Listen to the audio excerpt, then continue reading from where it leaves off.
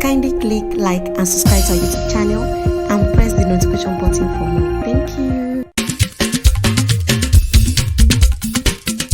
Ó yá ẹ máa wí pé àyọ̀fẹ́ o, àyọ̀fẹ́ o, àyọ̀fẹ́ o, àyọ̀fẹ́ o.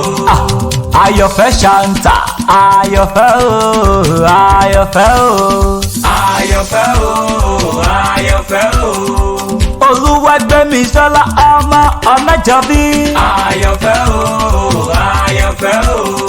Àpáta dé àpáta ewì dé lónìí ọjọ́ ìbí Àyọ̀fẹ́ ṣàǹtà mo wòye pé kí n gbẹ́nu dákẹ́ òwúlò. Okú oríire ọdún ọjọ́ ìbí tòní àdúmáradán. Awọ́lẹ́wà òrékelẹ́wà ọmọbìnrin tó rágbẹ̀ wàkẹ́wà sí. Ó rẹwà oníwà onínúure ó ti fìwà gidi pẹ̀lú ẹ̀. Adùnbárì láwùjọ obìnrin adùnbárì mọ́tòṣì. Afúnimáwo bẹ̀ máwo lẹ̀ máa rọra. Òní lọ́dún rẹ̀ ìsàgá olómù níṣẹ́ lé bàbá tó bí ọlọ́mọ. Ọmọ afúrànjoyè ọmọ ìlú kú mẹ́dẹ́mẹ́dẹ́ abèlèjà. Ọmọ akẹ́nigbẹ́kẹ̀rù ó fara ọ̀nà. Ọmọ rábàràmbà ó fọ̀ rábàràmbà ròde lẹ́mọ̀. Ọmọ olómi méjì ọ̀kan mímu ọ̀kan ẹ̀mú.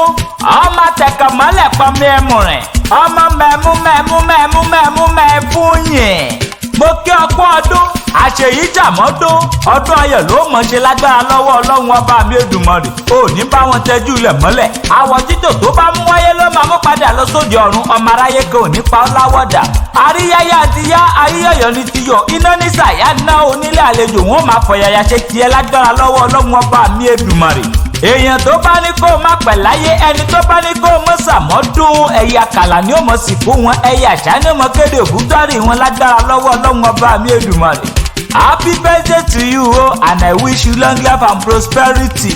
Bóyá bá jẹ tágbéra ó dinú kókó ògì bá bẹ̀rẹ̀ bòjò bá jẹ tágbéra ó dinú sàárẹ̀ tó kọ́lé sí. Àpáta ewì mo ṣe tán mò ń rebi tá a forí mi sọlẹ̀ sí níbi ojúmọ́ ti mọ́dé gbogbo ilẹ̀ sílẹ̀.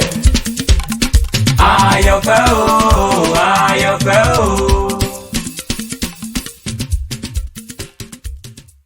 Kindly click like and subscribe to our YouTube channel and press the notification button for more. Thank you.